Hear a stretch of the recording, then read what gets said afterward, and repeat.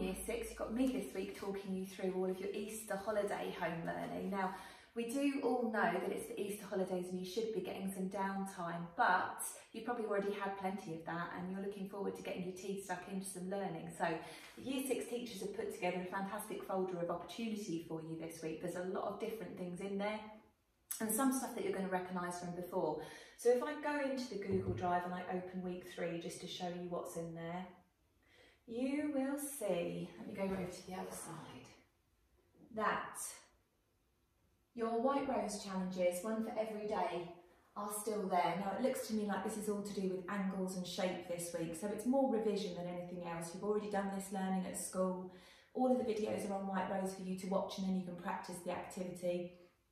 Keep up your mathematical skills. You don't want your brains to turn into jelly over this time when you're away from school. So your White Rose work is still in there. You've also got some interesting computing work. Let me just open this one so that you can have a look at it.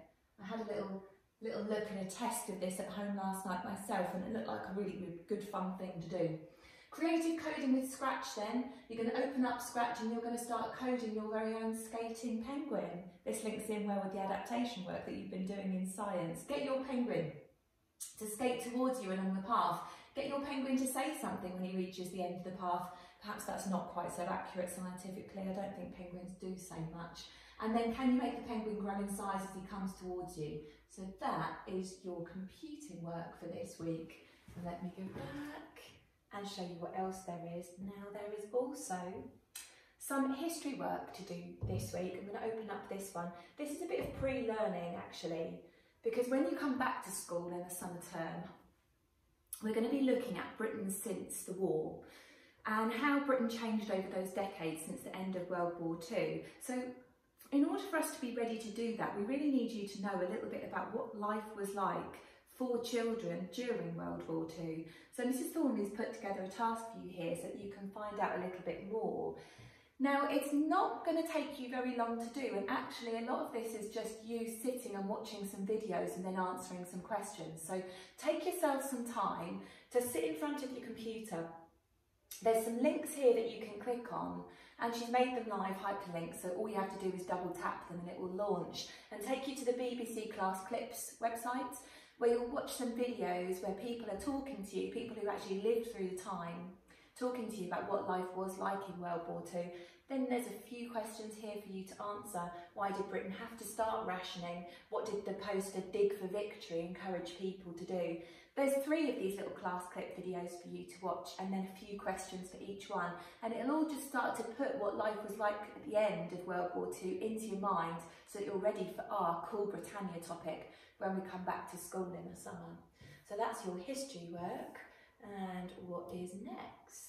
Mrs Wood has put together an art task for you all, and there's a separate video about this which I've posted onto our YouTube channel this lunchtime, so you will be able to see Mrs Wood talking you through it, and she shows you her own example as well, which is much better than anything I could have done. It's all to do with sketching your own imaginary creature. You've learned all about adaptations, and actually there's some science work to do with adaptations in this folder this week, I've noticed. Mrs Wood wants you now to use your very, very careful fine art sketching skills to create your own creature. So once you've watched this video, go and watch Mrs Wood's video as well and get a little bit more detail about that. And that looks like a really fun task to be doing this week. What else is in here? Well, there's reading comprehensions as always, because you must not let your brain turn to mush. You must keep your reading up at all times. There's a reading comprehension that's about Beowulf. Now you learnt about Beowulf in year 4, so that will cast your mind back to that. And there's also a reading comprehension here about fossils, which links to your science work. So all good things that you can be doing. Now, the science task for this week is one of my own personal favourites. It is designing a fridge creature. That's right, a creature that would live inside a fridge. Think about the adaptations that it would need. What would it have to have in order to be camouflaged against that white plastic inside a fridge? What would it have to have in terms of thermoregulation in order to keep itself warm? Because most fridges are kept at about 4 to 6 degrees, I think. So how is your creature going to stop itself from freezing to death?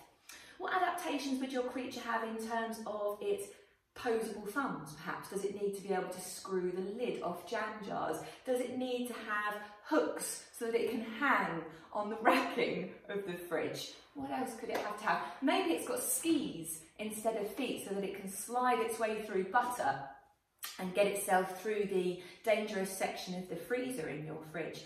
All of those different adaptations need to be considered when you're designing your fridge creature, and then you're going to label it. So there is a whole sheet here to get you thinking about what your fridge creature would look like. I'm imagining something quite white and woolly, but you may have a different vision in your mind when you think about a fridge creature. So there we go, that's your science adaptations work for this week as well. Your spelling challenge, as always, look at your spelling words, take your next 10. You know how to do this by now. There are some common spelling confusions here as well, which Mrs. Thornley's put on for you to consider.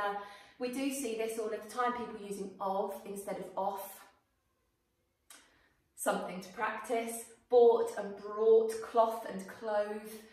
As well as these, and these are spellings that even adults get wrong quite often, take your next 10 from the Year 5-6 high frequency word list. Look cover right, say check them, and there's some space there to write them down. But as with all of the other weeks, you don't have to be printing out any of these activities.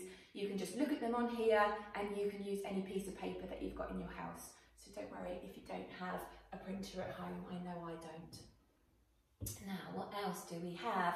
You've got a tower challenge here, which requires you to build the tallest tower that you possibly can using only one sheet of paper. And when you've managed to do this, we'd absolutely love to see some examples of them to the Year 6 email. I've been having a look this morning at some of the work that people have sent in already, and it's of a really, really high standard. It's very impressive, and I know the teachers have loved getting them. I've loved seeing all of your comments on the YouTube videos as well, so keep communicating with us. We need to know that you're out there and that you're enjoying some of these tasks that we're giving you. Okay, and you've got your SPAG task also. You recognise this type of SPAG task. This is the sort of thing that you'd ordinarily do each week, and you've had one, I think, in the 2 weeks previous. So it's something to just keep that brain ticking over. Right then, great. I think I've talked about all of the main things that are going on here by bar one. So I'm going to give you a little bit more information now about your writing task this week. Okay, right then. Your English task this week is going to take a little bit more thought. Here it is on the Google Drive. It's all to do with an endangered creature. Now, it's not a real endangered creature, it's one that you're going to make up. You can be as creative as you like, but what it has to be is some kind of lizard, and it's called the Tongo lizard. Now, this really was a SATS task in about 2008 or something like that. I remember doing it with my children in my Year 6 class then, and they wrote it brilliantly, came up with so many creative, unique details about what this lizard could be like. Some people imagine that this lizard was so tiny, it could just crawl around on the palm of your hand. Some people imagined it to be a humongous beast, more like the size of an alligator, that roamed and was a predator, in fact, and they gave it all sorts of different traits to do with its poisonous scales and its savage jaws. I'm going to leave it up to you of what you're going to put together. However, your planning sheet is here on the Google Drive to get you thinking. So, imagine a creature called the Tongo lizard. It's an endangered creature, which means that very few remain and it may become extinct. We're going to write about this Tongo lizard in an explanation style text. Now, you've written an explanation before. I want you to think back to your Lost Thing work. That Lost Thing work had to have technical vocabulary to explain the different features of your lost thing. It had to give us a bit of background information. What did your lost thing look like? How did it communicate? How did it eat? All of those different sort of paragraphs were in there, and it's going to be the same for the Tongo lizard. So there's a planning sheet here. Again, no need to print this. You can just do some jottings, or you can just go straight for it, actually, if you're happy to. A couple of words would be all that you'd need here to guide you. You tell us where you think this Tongo lizard lives. Tell us why it is endangered. Now, is it endangered because it's got a special kind of venom in its teeth and people like to collect that venom for some sort of exotic medicine? Or is it endangered because it's the most beautiful glittery red scales and people are hunting them down and using them to make handbags and boots? It's up to you. What does this Tongo lizard eat? Is it so tiny that it just eats flies? Has it got a long frog-like tongue and it catches flies from the atmosphere and hooks them in? Or does it eat other lizards? Does it eat human beings? It's completely up to you. What does it look like? Now you've got an idea of a drawing of a Tonga lizard here, but yours does not need to look like this. Yours could have one of those large frills that it stands up when it's being aggressive in order to defend itself. It could flash different colours. It could camouflage itself against different terrains. So it could be grey if it lives in a rocky terrain. It could be a sandy colour if it lives in a desert terrain. Up to you. So the planning sheet is there for you. Now then, where have I put this? Okay. We're going to be writing it in the same sort of style as a David Attenborough documentary. So explanation text, like I said before, just like your lost thing, technical vocabulary, formal language. We're not going to have contractions in here. It's going to be a formal piece, and I'll show you how to write it in a moment. Before I do, let's just have a little look at what David would say. Monitors are the kings of lizards, and this is the Perenti, the biggest species of monitor in Australia. It can grow up to 2 meters long, 6 feet, and it's a highly intelligent animal. It's got very acute senses of sight and hearing and taste and smell, and like all monitors, it can do something no other kind of lizard can do. It can run continuously for a very long time, and that enables it to become an endurance hunter, chasing down its prey.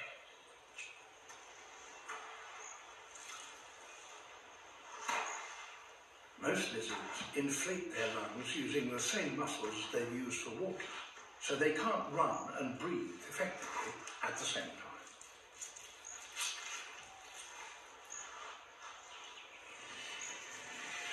But monitors have big, muscular throats, which they use like bellows to pump air into their lungs. And they can do that even when they're running.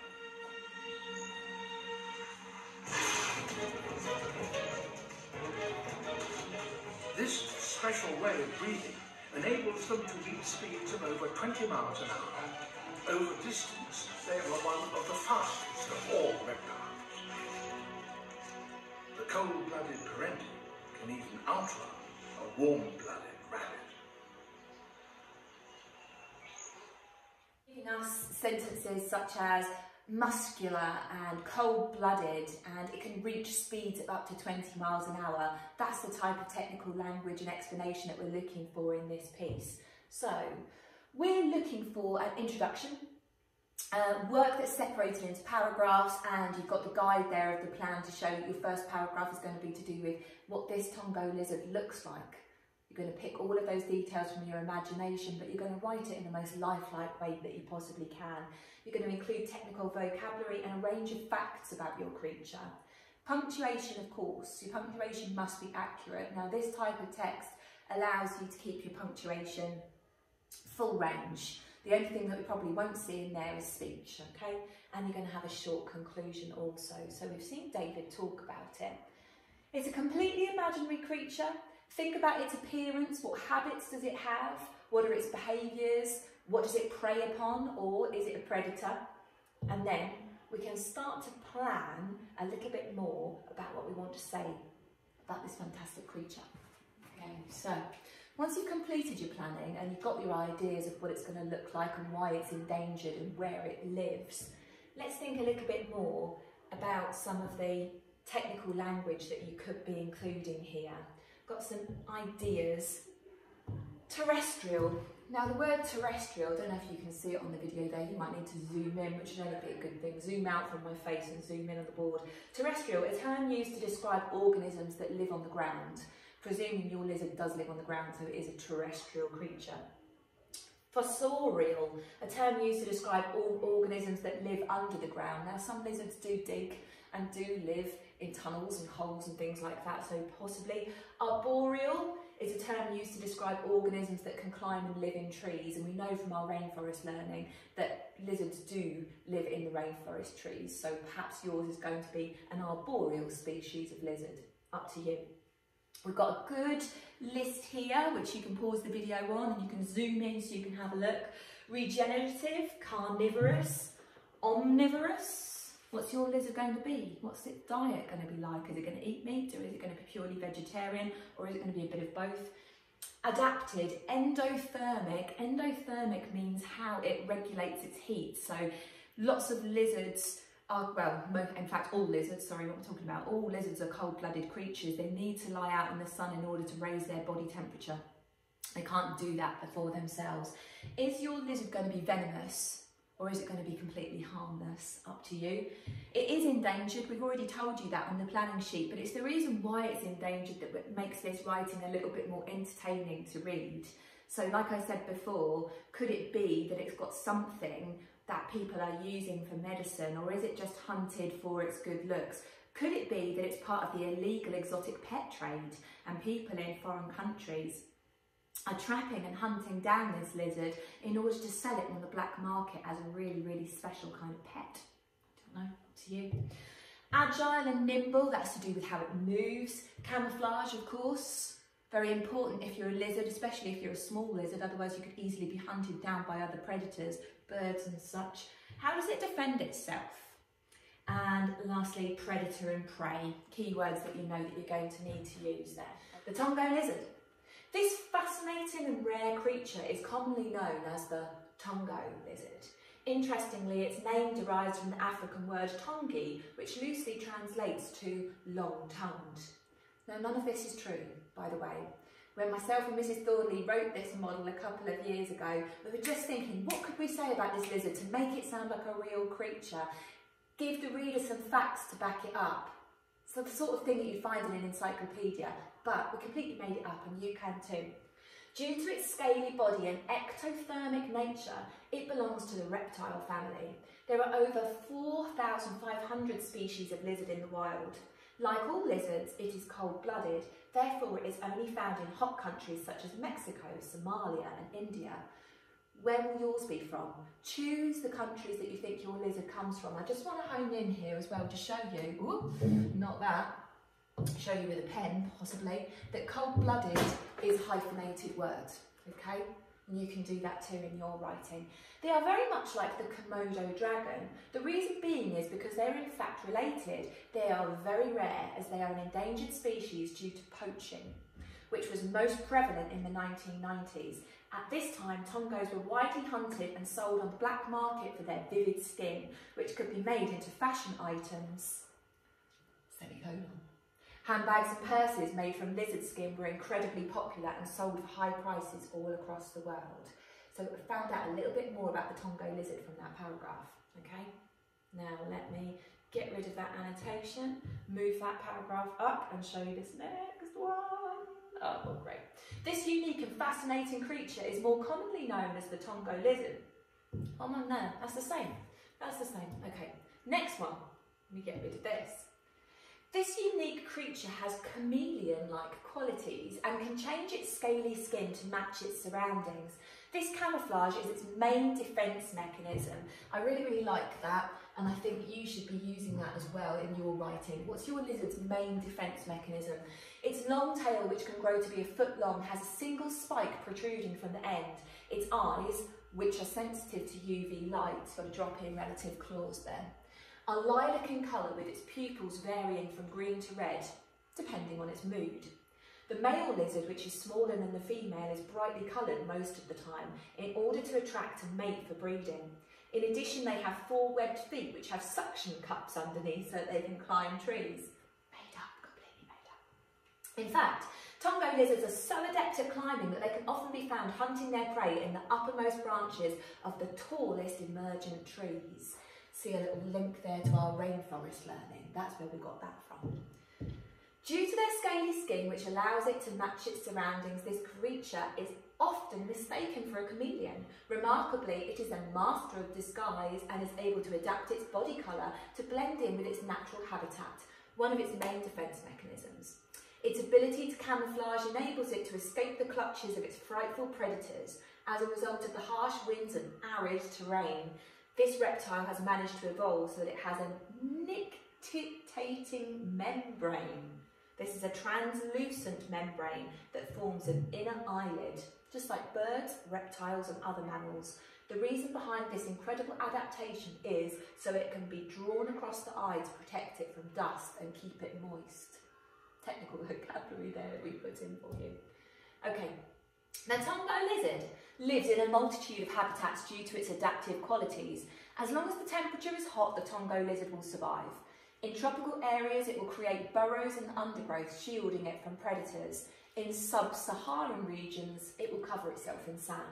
This means most countries will be inhabited by these amazing creatures. Like all other reptiles, these fantastic beasts lay eggs. Oh yes, tell us how your reptiles reproduce. They seek to find quiet spots in which to make their nests in order to keep their young safe. Using their sharp claws, they will dig holes deep underground in order to lay their clutch of eggs. However, it is the male of the species who will stand guard until the eggs hatch, a process which usually takes 5 to 10 days. In the meantime, the female Tongos will hunt for food, returning only to feed the male and rest. Now you get a good idea there of the type of writing, the sort of language that we're looking for. It only needs to be around 4 paragraphs long as per your planning for this, but what we're really hoping that you're going to be able to include is draw upon all of your rainforest learning, draw upon your learning from science to do with adaptations and what other species and creatures are like in order to survive. Put that all together to create your own image in your mind of what this Tonga lizard could be like, and then report it back to us in an explanation text, just like you with David Attenborough. Make sure that technical vocab really is in there to describe all of the adaptations that it has. And be as exciting as you possibly can in your language choices. Okay. Thing for me to talk about today before I go is firstly to say happy birthday to George. I think it's going to be your birthday on Thursday this week, maybe it's Friday. Anyway, it's definitely this week, so have a great time on your birthday, George.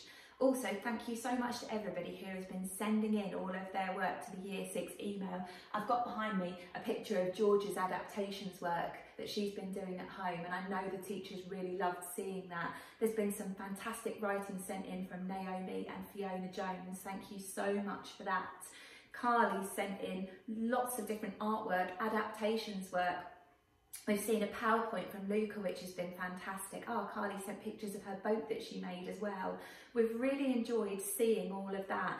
We've had some really nice pictures of Jack sitting doing his SATs booklet, which really makes us happy to know that you're keeping up those skills, Jack, even though you've had to be at home for such a long time now. And we're missing all of you. We hope that you're managing to get some restful points in your day whilst also choosing some of the activities that we've put on here for you. It's taking the teachers a lot of time and effort to really think about what you're able to do at home that will keep your minds active and keep all of that learning that you did for your SATs going, because you didn't do that learning just for 1 week in May, you did it for the rest of your life. So every little bit that you do now stands you in good stead for your future, this year and also next year when you go on to your secondary school. Try and have a nice Easter, don't eat too much chocolate, make sure that you keep coming back to the folder, and please do comment on the YouTube video so that we know that you're there and we know what you need to see more of, and we know that you're enjoying the tasks, and email in to the Year 6 email to show us any photographs or anything that you've typed up, anything at all. We would love to see it. Right then, thank you very much.